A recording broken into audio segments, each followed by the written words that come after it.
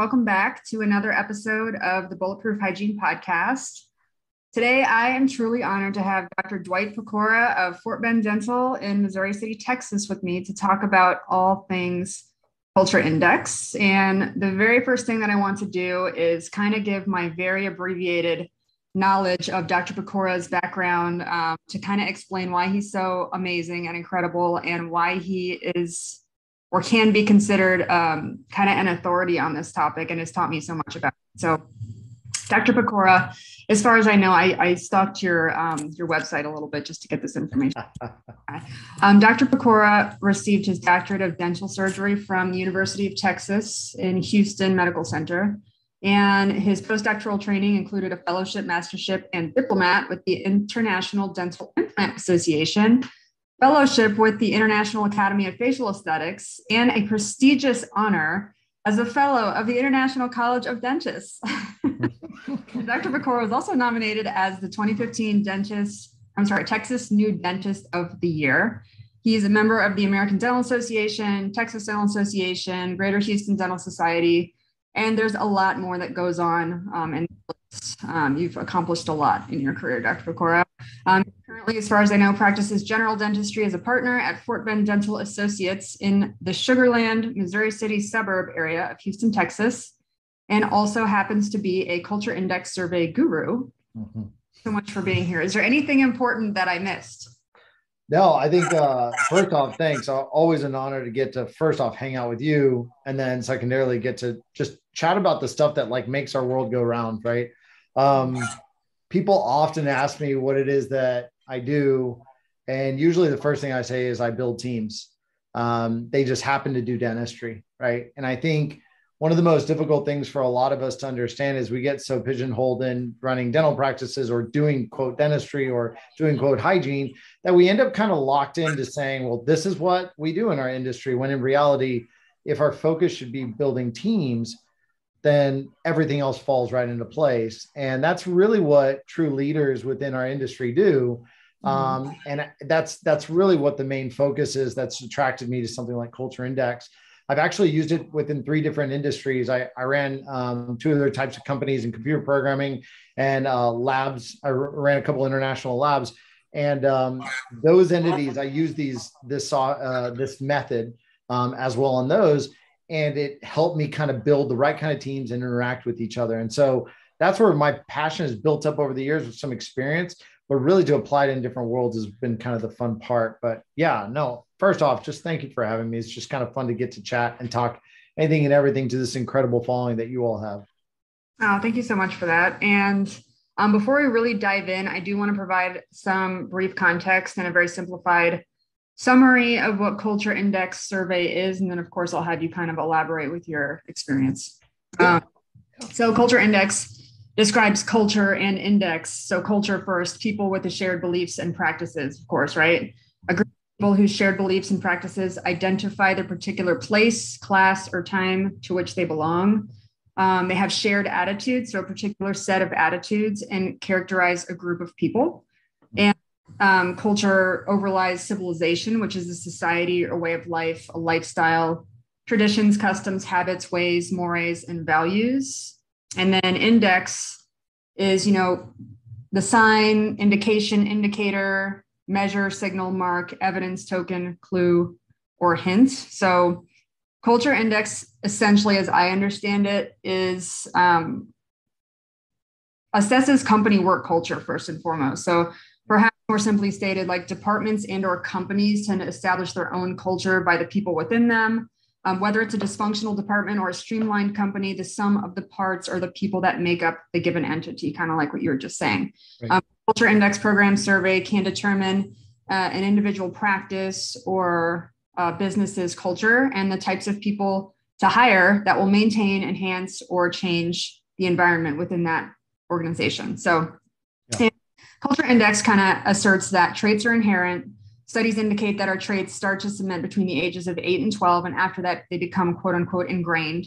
And therefore, if you demonstrate certain traits by age 12, for instance, the conduct will remain intact until you're age 82, even when you're age 82. So what Culture Index really helps us to determine is how we can alter or modify our behaviors in certain work environments and situations, and how that could be a good thing or a bad thing. Whether or not we have to or want to, we can oftentimes just be unaware of changing our conduct to fit the people we're with or the environment that we're in. And if we find ourselves in situations that are stressful to us, it's the unconscious telling ourselves mentally and physically that maybe we're in a demanding situation, or that this isn't an effortless fit for us, which can be a really great tool, right? A really great gauge if it's used appropriately. Right.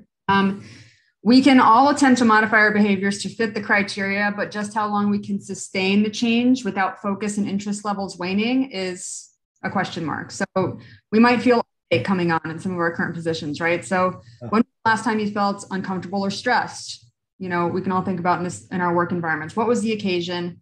How long did you have to maintain that modification or the modified behavior in the situation that you were in? And what did you have to do after you left the given situation in order to recover, basically? So little do people realize that stress or burnout is caused by having to maintain a person's behavior to fit in a given environment for long periods of time, right? Right. If you're, for instance, an inward, private, shy person working amongst quote unquote gregarious others in an open and loud work environment, how do you think that's going to feel, and how do you think you're going to operate in something like that? And similarly, what if you're a hard charging independent person that's being micromanaged every hour of the day? And there's so many examples that we can give of just maybe someone who is really highly skilled and might have really great attributes and qualities, traits that just aren't being used because they're not being tapped into. They're not in the right position, perhaps. So exactly. This have to do with the fact that about 30% of our energy can be spent on modifying our behavior in order to meet the needs of our job. So is it any wonder that, if we're people who are maybe in the wrong seat within our organization or our department, that we might feel easily frustrated or fatigued? Right. Yeah, that's it. I mean, what an incredible summary. I mean, I think a lot of people struggle with the idea of adding another personality test to the docket, because we've all had jobs where it's like, hey, here's your DISC, and we run the whole company based on DISC. And here's this Myers-Briggs, or, whatever animal you are, all these other things. And the truth is that Fortune 500 companies and just large multi-departmental, multicultural, multinational entities use this type of data, because what it does is it creates the level of accuracy that we all wish the others gave us, right? A lot of the other personality tests basically allow the individual to say who they want to be at work, but not who they naturally are. And the data on this really relies, I think the next closest is like Myers-Briggs, and then there's a DISC profile height in there. They tend to be somewhere between 23 to 26% accurate, right? When in reality, notoriously, Culture Index comes out to be 92 to 94% accurate. Why is it that happens? Well, the truth is it's almost the concept of leading questions, right? Culture Index, when you take the survey, it's like a 6-minute survey, maybe max. It's a bunch of words that are on there, and it doesn't necessarily give you a bunch of questions, right? We were taught in academia where it's like, here's the question, you have to give us an answer, where you basically are picking things that relate to you, those that do, those that don't. And the data is collected not just on what you pick, but also on what you don't pick and how they interact. And that's what's made it a little bit at a very high level, subconsciously allows you to really give the freedom to say who you really are. And so I've had some incredible individuals like if you were at the summit, KK, who works with Tony Robbins, things like that. She says, we did her culture index not too long ago after the summit. And she made this comment. She says, I've always been told I was an extrovert because that's who I needed to be successful, to be on stage, to be hanging around Tony Robbins. But in reality, culture index is the first time I've ever been told naturally who I am and who I want to be. And she tends to be actually an introvert. She's got great energy. She can get up there, but then there's the reset of like, what's next? And that's what really helps us understand it. And this is why people use it at a very, very high level. And so I think you did a great summary there of kind of how it tends to feed, but we use it, especially in dentistry, the interactions between doctors and hygienists and assistants and team, like, to really make sure we lower turnover, because I personally believe that it is our job as a company to make sure that everybody gets the chance to wake up every morning and want to be naturally who they are meant to be. And they're right, between 6 and 8 to 12 years old, right in that time frame, a lot of these things are cemented into you. And we can all try and be someone else. And we can all work in a super extroverted environment and feel that we have to be, when in reality, we're just not. That is where we really struggle. And I would really advise us to really think about being a part of our team, or in hygiene, as we lead our patients, as we lead each of us together as part of the department. We say, how can we back up and say, I want to be this person. I want to work in this environment every single day. And we don't get drained and hate our life by the time Thursday comes, or the time when the end of Wednesday comes. How do we do that? We have to be allowed to be who we want to be and not somebody else. And that's what this data really gives us. Yes, absolutely. And I want to point something out about the traits portion in that age kind of bracket, because I think some people who are familiar with our belief in growth mindset might think like, oh, are you saying I can't continue to grow and develop, or can I not continue to evolve as a person after age 12?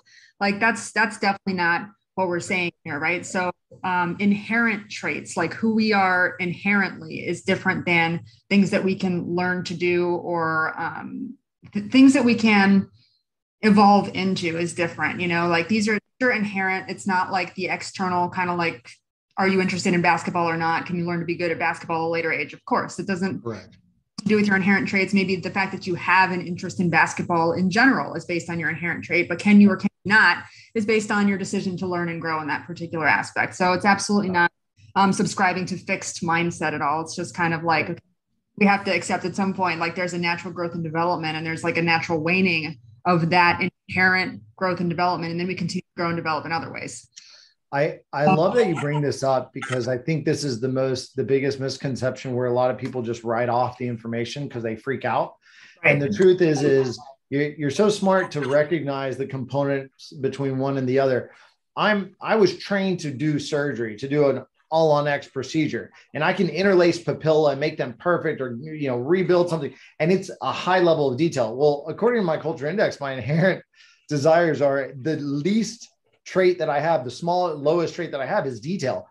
Details are completely irrelevant to me. In fact, conformity, rules and regulations are completely irrelevant to me. But I was trained to be a surgeon in order to care for my patients. Right. I'm really good at that job. In fact, most people would be like, when they hear that I'm a low detail person, they're like, how is that even possible? I've seen you in surgery. You train surgeons. So, no, that's different. That is learned behaviors. But if I'm in a completely different environment, my natural response to something is to not worry about the details as much, but to move forward, to hit a gas pedal and just let's get through progress over perfection. That's a lot about my natural traits.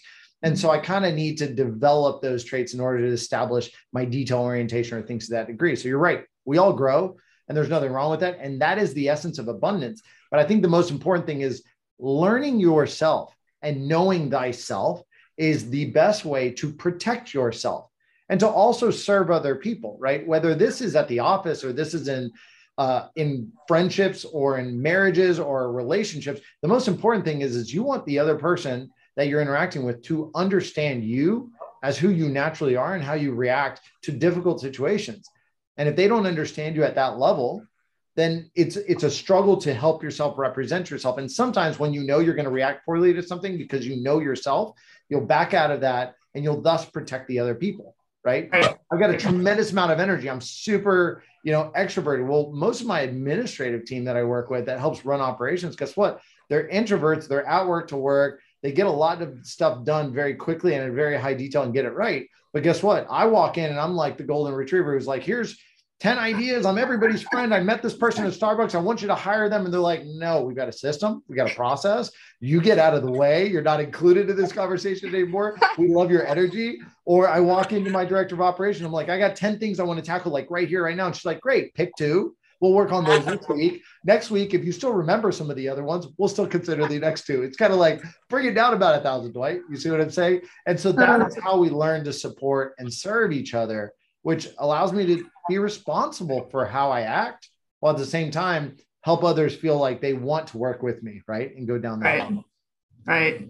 Right. Yeah. So the way that I think of it is like measuring, it's basically learning how to best do more with less and best operate in a position that aligns with our inherent traits. It's about empowering us to do our best work and in the most comfortable environment that we possibly can. 1,000%, 1,000%. And I'll tell you, of the traits that come up, just to give you one caveat to this, because you and I are really similar, and one of our main caveats to the traits it gives you autonomy, so personal drive. It gives you your sociability aspect, introverted, extroverted, ambivert, kind of in the middle. It also gives you data on pace or patience, right? You and I tend to be, we struggle with that patience piece and all those components.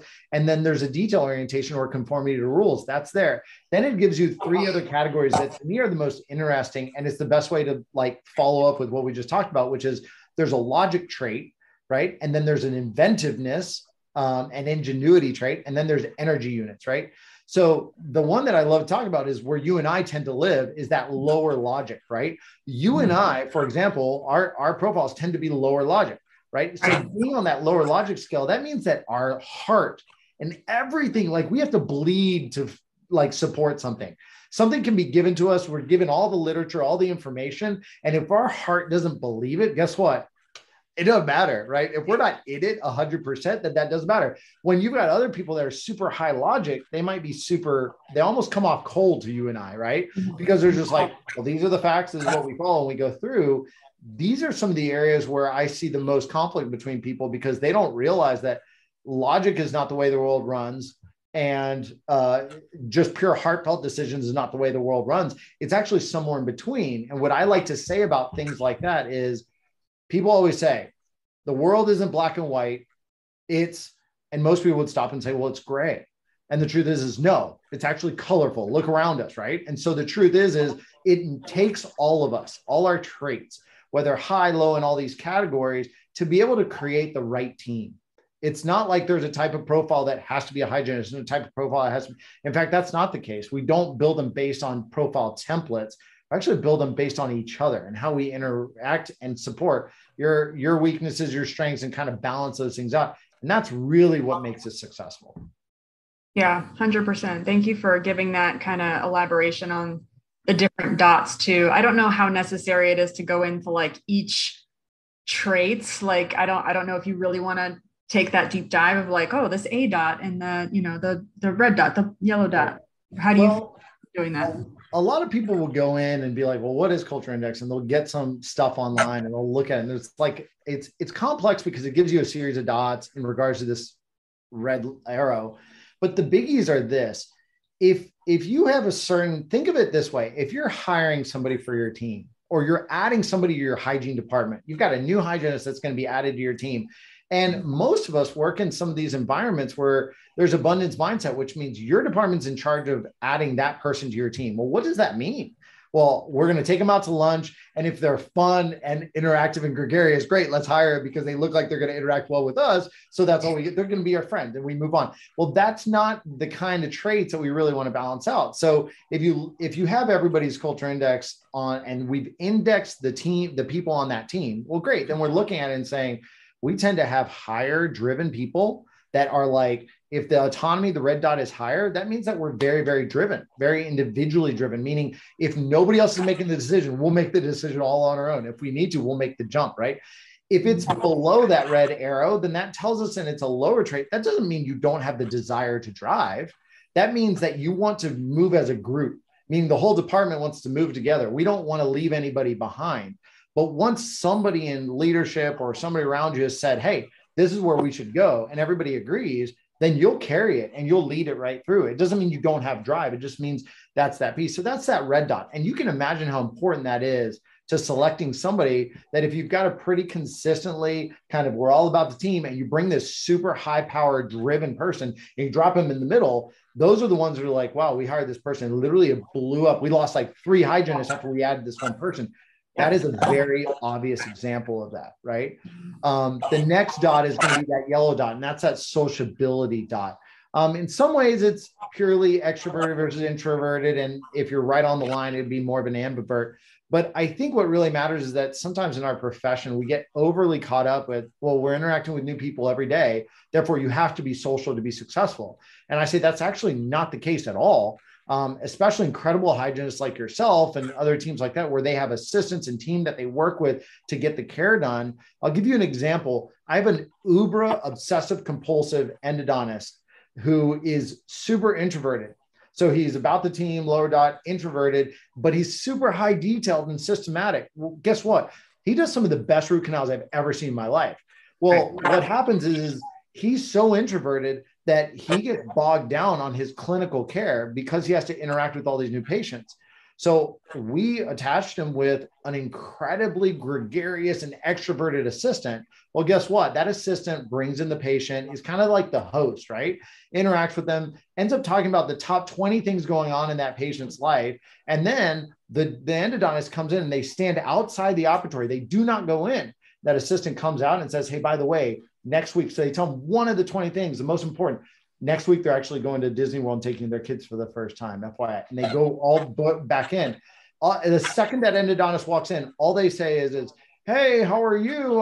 I hear you're taking your kids to Disney World. I'm so glad. That sounds exciting. Let's go ahead and get this retreat done on tooth number 14. The second that he says the name Disney World, or let's go ahead and get this done, that assistant's already pushing the automatic button for that patient to start leaning back and falling back in the chair, because we're done with the social interaction. Like, we're moving on. And the crazy thing is, you go and you look at the Google reviews and you say, oh, I had such an incredible connection with my endodontist. No, you didn't. I mean, you absolutely didn't. But at the end of the day, it's about the team. And this reflects to a scenario that often we struggle with and not understanding, that we fall into this idea that we have to be gregarious. No, our team has to be able to manage the patient how they want to be managed. And at the end of the day, if we can cover all the bases through our team, we're going to be successful. And so that's where that social aspect really comes in on a clinical standpoint that I think is incredibly important. The next one relates to patients, and that is it's also task-oriented and speed, right? So pace, as we call it. So the blue dot relates to, am I a really patient person? If I'm to the right of that line, that means I'm super patient. And I also believe in systems and processes, meaning if the bonding agent says it's going to be step 1, then 2, then 3, then 4, then 5, I always go in that order. Whereas if you're impatient and you're fast paced, meaning to the left of that line, that blue dot tells me that it's kind of like me. I may start at step 3 or 4 and then see if 1 and 2 are even relevant, and then maybe come back and kind of go all over. But my idea is to go faster and just go forth. And so that's kind of a big part of the clinical process, right? The green dot relates to detail or conformity to the rules. If you're to the right of that line, that green dot means that rules matter, and that the detail, getting it done right, matters. Meaning you may be up in the middle of the night thinking back, oh my gosh, should I get the back of that tooth number 15 and the distal lingual margin? Did I actually get that calculus off? Because it was even noticeable on the x-ray. And I'm like, oh, how did I wake up thinking that? And that's that obsession with detail, getting it done right. Whereas if it's on the other side, like for me, it's my lowest trait. My wife just get driven crazy by it. Stop signs and red lights are kind of a suggestion to me, right? Like these types of things are extreme, right? But I just kind of want to flow and go, because to me, progress is more important than just the perfection of getting everything done. Again, like we talked about before, you can be trained for it and do things really well clinically, but that doesn't mean they don't matter. They just mean that they're not inherently important to me as they are for others. That can frustrate people that are really high detail orientation. The last 3, again, the logic trait, like we talked about, super high logic. You need data and information to make a decision. If it's lower, your heart has to believe in it. You have to gut believe in it. And for like Brittany, for you and I, like we struggle if we love to say, well, I feel this is the right decision. Because we do. And if we do, man, we're all on it, right? But for other people, they're just like, what do your feelings have to do with this? And I'm like, well, they have everything to do with it for me, right? But in reality, for them, it's like, well, I gave you all the literature in the stack. And did you read all? Because that's really all that matters. And I'm like, no, we're humans. There's got to be a human component in all this. And so the average is normally 4 to 6. Anything above that comes off kind of cold. Anything below that almost gets overly emotional. And we can fall into that trap of just being like, oh, we can't logically get ourselves out of that hole. Whereas those in the logic state, they just come off so cold that like if you have an office manager that's super high logic, you can be rest assured that they have to be coached very, very well, or they will burn some serious amounts of relationships because they're like, I told you what it was and you didn't do it. So you got to get out of here. Like there's no compassion, there's no flow. And so there's kind of got to be some type of scenario there. The ingenuity thing, the average is like 0 to 3. Most Americans and most people around the world don't tend to like have a desire to make change and constantly change. But there's some of us that are passionate about like change every day. So if the average is 0 to 3, I'm the weirdest profile. Everybody makes fun of my profile. So like I'm an I of 9. So I don't even like driving to work the same way, right? I don't like going to the same Starbucks. Like I like change. So sometimes I'm not just the CEO of my company. They call me the chief disruption officer because I come in, I'm like, hey, this has been going great for like 3 days. Let's change it. Right. It's like, step away. Like, what are you trying to do? Not right? broken. So let's fix it now. Yeah. Everything's working so well, but it's boring now to me. Right. So it's like, well, go be bored somewhere else, go do something else. But the fact that my team knows that about me, they come to me when they need a new idea that nobody can come up with a solution. And it's just got to be just ingenuity all the way down and trying to figure it out. When in reality, they don't bring me into something that's like, oh, great, this has been running great, consistent, no problems. Let's make sure Dwight never walks into that room, right? Like this is just how it works because you want to find a new way to do it. And that's very disruptive, right? So you got to be conscious of that. The last thing is the energy units. And I think this is critical because to know, I can look at most of these profiles because there's a top box, which is your natural traits. And then there's a secondary box, which is who you are at work. And the goal for every company is to make your lower box look like your upper box. What that really means is that every year my team retakes the test. They retake the survey and their upper stays the same. And the lower actually gives us a lot of data on, are we doing better and giving them more autonomy when they feel micromanaged? Are we giving them a chance to balance out their social aspect? Are we giving them a chance to really kind of fruitfully do their details or do what they need to do? And one of the things that really points it out as to whether somebody's going to leave the company or is just burnt out on a personal level or at work level is the energy unit. So energy units is kind of like the amounts of tanks of gas you wake up with every day. And so if on average in the United States, it's like 28 to 30. So 28 to 30 tanks of gas, you wake up every day. So if your top one says you have 28, great, you're on average with the average part of the American as far as energy. And depending on your lower graph, if it's super different from who you naturally are, guess what? You'll probably burn out all those energy units before like 10 a.m., right? If it's extreme. If you're a super introvert and you're having to do all these extroverted, like I told Craig one time, I said, hey man, I know when you throw social media or Facebook Live in front of the face of your team at morning huddle, you're burning out your introverts and they have nothing left to actually take care of your patients, right? So you got to be very cautious. There are some people you can bring to the front, but some people want to be appreciated in private. Some people want to be appreciated in public. And there's kind of this balance, right? So the energy units show how much you burn out. And it's really important to realize that if you have good boundaries and you protect yourself in a personal life and at work life, and you kind of tell people where you're at, right? I've had people on my team who say, hey, I'm done. And I know it's like 10 o'clock in the morning, but something's going, like I've had too much coming in, right? Pop tire, kid cried, didn't sleep, had this situation, husband issue, whatever, life happens. And that's before I even got in the office. Like those are the things we need to step back and recognize. And you got to tap out before you create drama or implode, right? Which affects other people, right? And so we've got to be conscious about those things. And so when the number on the energy units on the lower graph is too high, higher than you naturally are, then you're naturally burning out and you won't be able to sustain that job long-term. And so that's why all this data sounds like a lot. And I don't want to burn people out on it, but it's important. You can see how every trait really can make or break your affiliation to somebody on the team or how this works. That was very helpful, actually, I think. So I spent 2 days becoming certified or whatever and being able to read and interpret this index. But I think that was a really, really helpful overview for anyone who has completely never seen the dots before.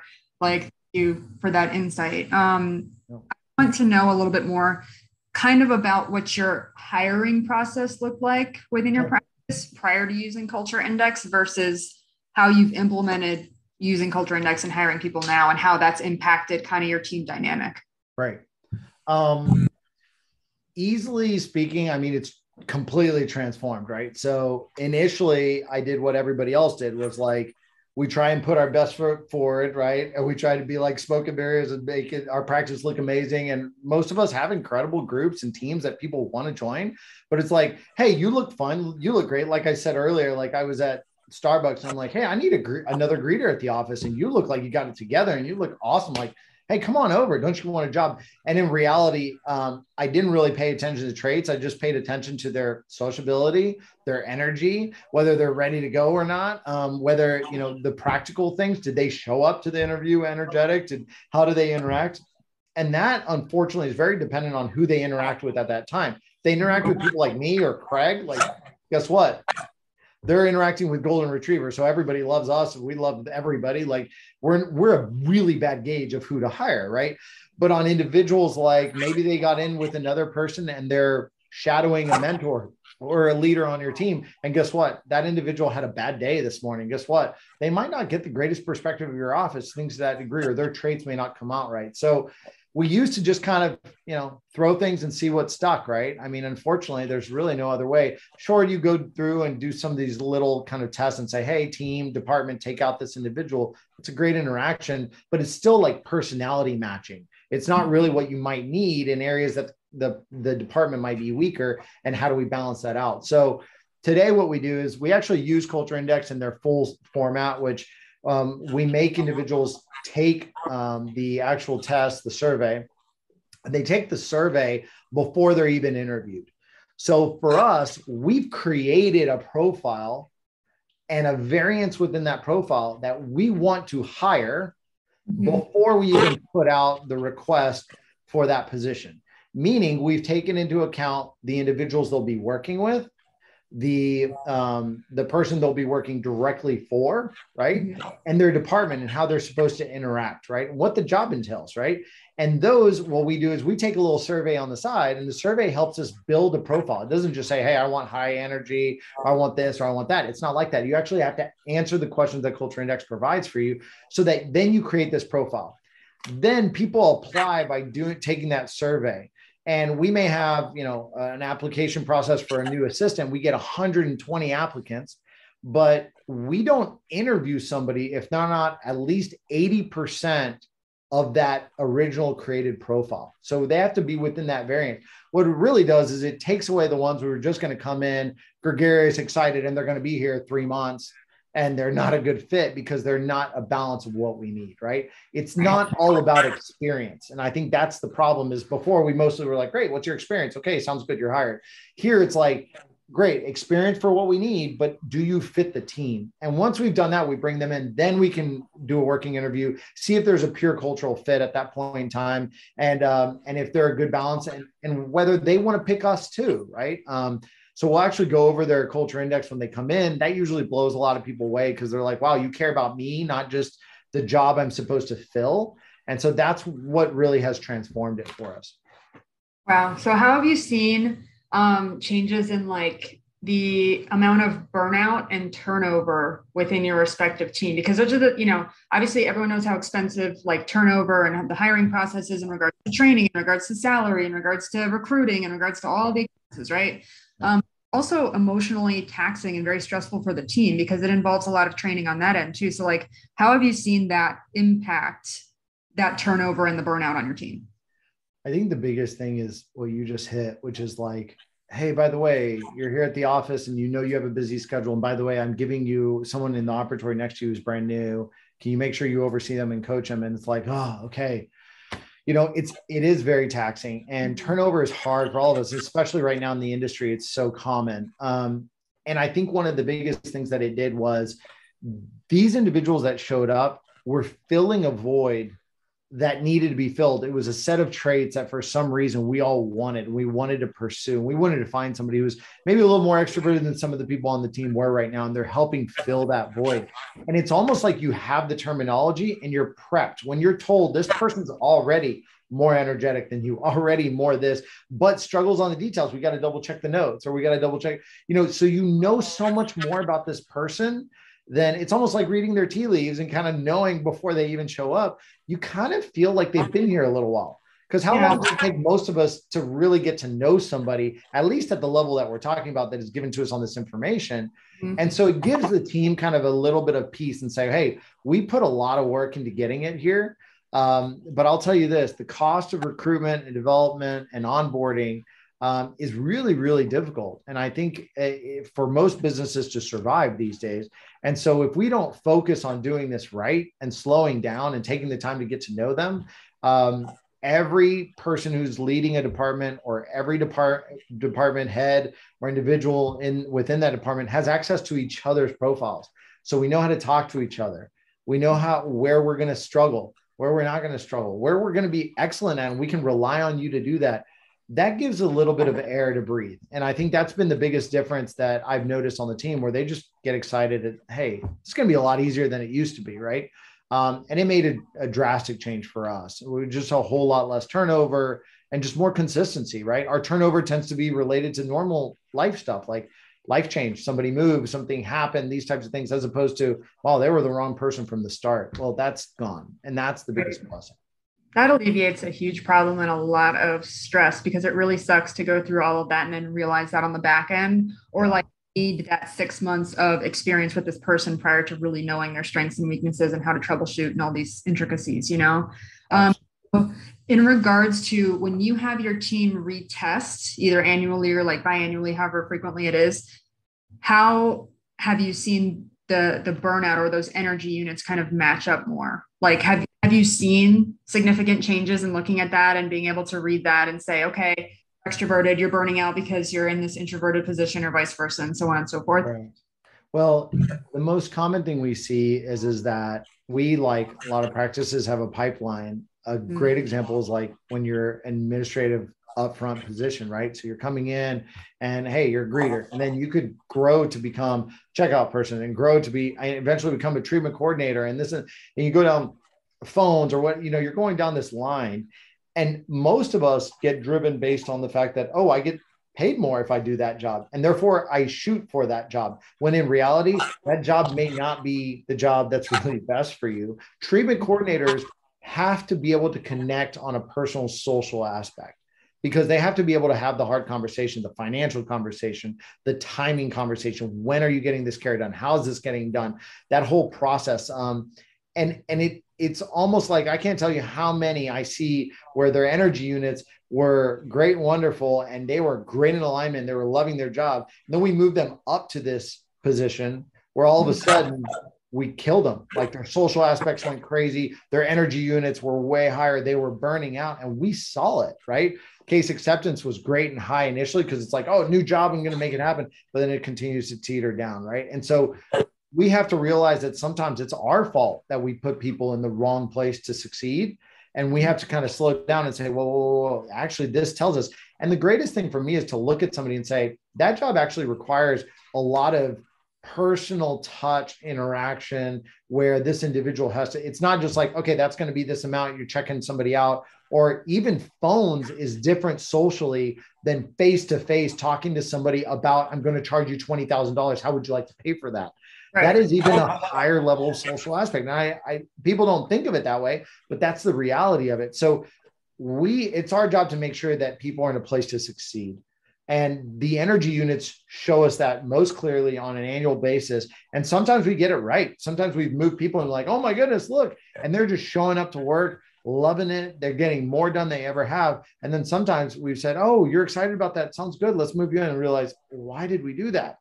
Yeah. And unfortunately, for a big portion of our practices, you can't actually bring somebody back down, right? And that's that we end up losing that person. And whose fault was it that they left the company? It's actually ours, because we allowed them to move into a position that they weren't going to be successful at, right? Yeah. That's a tough thing. I mean, and it's specific. It's so specific and so nuanced. And I guess there's learning to be had in all of those situations. But so one thing that I know comes into play for me when I think about this kind of being known by my employer is fear. Sure. Yeah, absolutely. So I think that there's a level of needing to alleviate some reservations people may have about taking this. And just as an undernote, or like some background, I'm not here to plug Culture Index. We're not sponsored by Culture Index. This is completely like, we just really appreciate and use these tools within our respective practices. And I think that they've helped us to evolve at Spodek Demo Group. I know that you've been using it for so long. There's so many people who do a great job organizationally who have been using it for a long time. So I want to put that out there. But I think that in regards to implementing this, for me, or a person with like a more anxious attachment style, or who is less logical and more emotional, is like that being known comes with the fear of like, oh my God, am I going to get fired? Am I going to, am I going to be left behind? Am I going to not be the right fit? Am I going to not be the right whatever? Like, how can you alleviate some of those fears for someone who's more like me? If your employer uses Culture Index as a weapon, then you don't want to work for that employer anyway. And it shows you a deeper level of who it is that person's trying to be, or how they're trying to control the situation. I think a lot of the training at Culture Index does is the goal is to de-weaponize it right off the bat. Usually the first meeting with your team is like, these are all the amazing traits about being here and being there. Really, there's no bad traits, right? We could not do high quality healthcare without heartfelt individuals like you or I. The truth is we're the ones who hold people accountable to the loyalty and the expectation, like, hey, something went wrong in healthcare with this person, the implant failed, stand by it, get it done. Like, we're the ones who actually carry literally the heart of the practice, right? When the others are like, let's keep the momentum moving, let's keep an eye on, the KPIs, keep an eye on these other things. There's a balance in there, and there's nothing wrong with that. But I'm with you in the sense that it's very vulnerable, right? It throws you out there in a way that's just kind of like, it is what it is. Now, in my opinion, all of us have a hard time actually being seen, because it tells others a little bit about what's going on in our head that's not necessarily coming out of our mouth.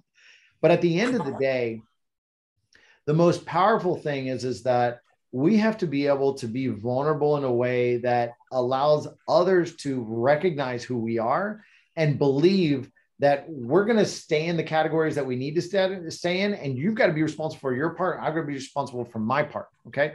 Because if not, you're seen as the person who's like, oh, you're just irresponsible about this detail thing, or you're just irresponsible about that.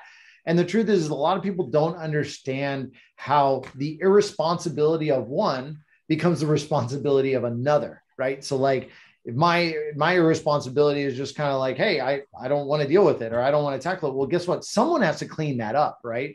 And when the day almost, you hear this every day, the day is like, it's too long. I can't get everything done in one day. It's because the team is not working on all cylinders in their own lanes, right? They're all jumping into different lanes, and they're creating a cluster of a problem. Why are there this many people's hands on my patient, right? Get off my schedule, get off of this, get off. Like, we each have a lane. We've got to do it. In order to give that level of care and understand it at a group level, that's really what this is all about. There's never been a scenario where I've looked at somebody's profile and be like, you got to fire them, right? What you need to do is certain profile types need a certain amount of care to support them. Just like a super high logic needs someone to be like, hey, by the way, there's this thing inside of you that's a heart, and you need to be able to like focus on it, because the people you're serving have those things, and you need to be able to connect in order for those patients, because high logic people don't build a lot of loyalty. They just don't, right? Lower logic people have all the heart. They build all the loyalty and the big following. Guess what? Their schedules get filled up like that because everybody wants to see us. There's this true balance that you've got to figure out. And although they can be in extremes, got to be really, really careful. It's like society expects us to be super driven, super extroverted, right? Like Craig, trailblazer, right? Super driven. Sometimes when they're that extroverted, extroversion is not just a leading cause for, quote, as people say, success, but they say it actually can come off superficial, right? Mm-hmm. And you're like, shoot, I don't believe a word that person says, because they're so superficial, because they're so extroverted and so high energy that you're like, I just can't actually trust that person. Wow. Right. It took us all the way down to trust, right? Yeah. So for me, it's about learning about myself, and then learning about the people that I'm here to serve. And that is anybody I interact with, whether it's my kids, my spouse, or the people I interact with on a daily basis. It's not just because I'm an owner or a doctor or whatever. No, we're here to serve the people that are put into our lives every day. What does that look like? It looks like the fact that I have to understand myself and what I'm good at, what I'm not. While at the same time, someone else needs to be able to balance out, and we need to support them. Does that make sense? Right. Yeah, absolutely. And actually, so for me, looking at other people's culture indexes has provided a lot more trust for me personally, because even just what you just described about Dr. Craig, like a visionary, he's an incredible person, an incredible leader. He's got all that autonomy. He's got all that social. He's got the quick pace and the low detail, but like for me, seeing that on paper, like to him, it comes naturally for him to go where he wants to go, do what he wants to do, say, this is where we're heading and so on and so forth. And then use his social ability in order to get there. Right. That can feel bad to someone like me, who's like a hyper loyal person, who's hyper detail oriented, who's hyper, like we're similar, but different. And it actually created trust within our relationship for me to see that of him on paper, because I'm like, oh, that's who he is. He's being his authentic self and being that way. Right. It created like a different sort of dynamic for me. And it was very helpful. That's one of the ways that I think it's alleviated some stress. And it gives you the words to describe it. None of us would stop here and be like, if we didn't have culture index, it'd be like, I see your high autonomy. I see your driver forces. I see your lower detail, your conformity, your energy units, all these things. Like I'm an extreme on energy units, right? So I'm a 72 energy units, right? It's more than 3 times what's normal for an American. Well, guess what? I can't turn it off. My wife will be like, hey, bye, I'm going to bed. Go forth and do, but don't bother me, right? She's tapping out. So it's kind of one of those things, like at the end of the day, we have to learn how to serve each other. What other purpose do we have? And this is what makes healthcare possible, right? That book, If Disney Ran Your Hospital, the whole point was that it was a study based on the success of a hospital in regards to the way the patient felt that it happened. They had cardiothoracic surgery, a heart, something, whatever. If they had a surgery, they did not relate it. The literature shows it did not relate to the fact that the surgery went well, or they didn't have complications or pain. It actually was related to the interactions between the doctor and the nurse and the PA, and how if they fought, that individual patient did not believe that their healthcare was in the right place and that this surgery was going to come out well. So anything that went wrong, they're like, see, I knew it was going to happen wrong. I knew it. But when people are cordial and support and respect each other, and they know each other and how to respect and take care of each other, then healthcare gets better. And so it kind of floats all ships in that mindset. Does that make sense? Mm-hmm. Yes, it does. And what I love about that book, I've never read it, but from what I hear about it, what I know of it, like it's all the data on emotional intelligence. Yeah. So all the data on emotions and perception. Go figure. Yeah. It's right down your heart alley. And that's exactly what it is. Like, we can't expect people to want to be around us and not care about us. That's you and I, right? Other people are just like, hey, I'm here to work. I do my job. I'm in, I'm out. I'm like, that's just not like, why would I would have worked there, right? Why would we want to do this? Half the reason why we're on this call is because we care about what other people are, how they're going to interact and how they're going to hear this information and take forth and use it. It's a totally different world, right? So I think I want to wrap up kind of with this thought. So Charissa and I recently did a podcast on mental health for dental professionals. And of course, it's very relevant in our profession, given like the high rates of depression, anxiety, suicide, all the things that we know to be, like a lot of us know firsthand, people within our profession who struggle with these things. So I want to ask, how do you think that culture index or bringing on this level of self-knowledge can potentially improve our mental health? I think first and foremost, being told that these are your natural traits and this is who you are, and not being told that you have to be anybody else, I think is the most powerful thing someone can get. When we sit in front of somebody and be like, you got a beautiful profile, which by the way is every profile. The question is do you accept to be who you naturally are? Or are you allowing other people in your life, whether it's your work environment or even your own spouse or your own people you interact with on a daily basis, forcing you to become somebody you're not? I was raised by a child and adolescent psychiatrist, and these types of conversations were super typical throughout. We dealt with a lot of things, seeing other people struggle through many things. And one of the things that I really tethered onto was knowing myself and knowing that I'm okay. I'm allowed to be exactly who I am, what this tells me to be. And I get to fight for that. That's the first piece. The second piece is that other people know who I am. I don't have to walk in and be like, hey, here's my CI, just FYI, just be prepped.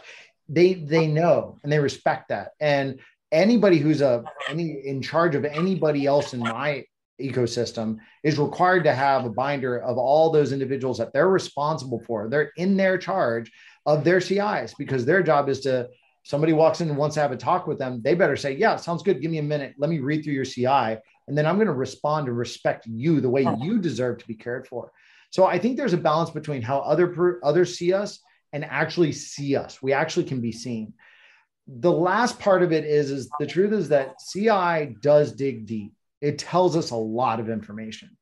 And it not only tells us who we are and who we need to be, but it also helps us understand that, for example, you and I being on a lower logic scale, if for any reason we get into a difficult situation, right? It wasn't too long ago that I had, our first son. I'd lost my first son in utero at really late, and we had to deliver him, go through it. It was really, really difficult for a lot of us.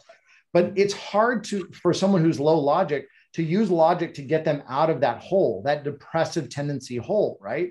So it gives us at least language. And it's kind of like we're thinking about the CI. We're like, wow, I'm over here and I know I'm bad at finding logic. I need other people, right? Brittany and I could call each other and be like, I'm really struggling. And you could actually talk to me really well, because you're like, hey, I'm doing okay. I hear you. I see what and I know, because your heart would be in the conversation. What I can't do is bring a high logic person into my life and be like, just pull me out with a bunch of logic, because it's not the same language, right? So I would say that this is critical. And I can tell you, most times we bring this in to practices, or we coach on this stuff with the mastermind or things like that with Bulletproof. One of the things that it turns into is, can you do this with me and my wife? Can we do this with, like, is it a spouse thing? Why? Because I want to be able to talk better and communicate better. And I think this is where we can talk to ourselves and we can talk to others and those who are most important to us at a very literal understanding of who we are and what our traits are, and just be vulnerable with each other. And that solves a lot of the psychosocial, psychosomatic problems that we end up in. And we need the vulnerability to do that. This at least gives us the language to do it.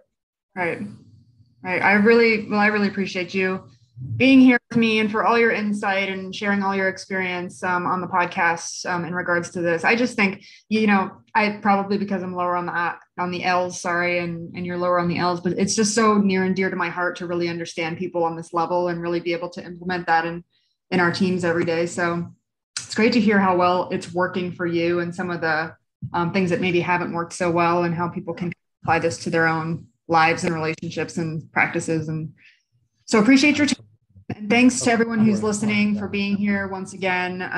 Hope you've had a great week. Hope to see you next week. And if you want to connect with us further, you can go to Mighty Network. You can download the app and search Bulletproof Hygiene or Bulletproof Dental Practice.